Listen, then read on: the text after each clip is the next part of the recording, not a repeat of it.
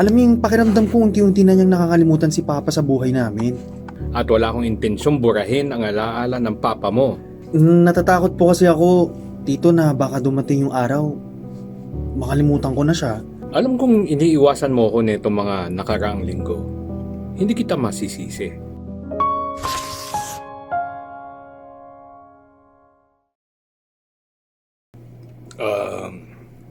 Kevin, gusto mo ng kape? Baka giniginaw ka. Salamat na lang po, pero okay lang ako. Alam kong iniiwasan mo ako nitong mga nakaraang linggo. Hindi kita masisisi. Di naman po siguro, busy lang ako, Tito. Busy? Sa pag-iwas? Kevin, hindi ko alam kung anong nararamdaman mo pero gusto kong marinig mula sa'yo. Ayoko.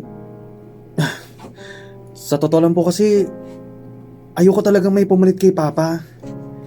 Hindi ko alam kung bakit pero sa tuwing nakikita ko po kasi na parang masaya si Mama, alam mo yung pakiramdam ko unti-unti na niyang nakakalimutan si Papa sa buhay namin. Kevin, hindi ko kayang palitan ng papa mo. At kahit kailan, hindi ko gugustuhin. Hindi ko siya kilala pero nakikita ko kung paano mo siya kamahal. At naniniwala akong mahal na mahal ka rin niya. Natatakot po kasi ako, Tito, na baka dumating yung araw, makalimutan ko na siya. Na masanay na lang po ako na kayo yung nandyan. Hindi mawawala ang papa mo sa puso mo, Kevin. Kahit dumating ako, kahit dumating pa ang kahit sino, hindi ko hinihiling na tawagin mo akong papa. Hindi kita pipilitin na mahalin ako.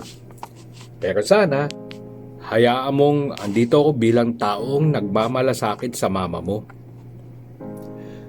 Pasensya na po, Tito Raul, kung hindi po agad-agad. Hindi ko po kasi alam kung paano Hindi mo naman kailangan madaliin. Hindi ko rin hinihiling na tanggapin mo ako ngayon. Basta, gusto ko lang malaman mo na wala akong masamang intensyon.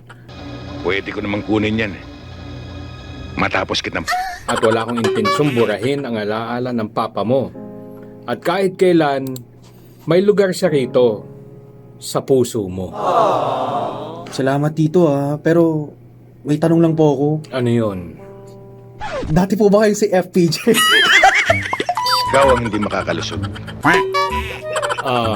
Hindi.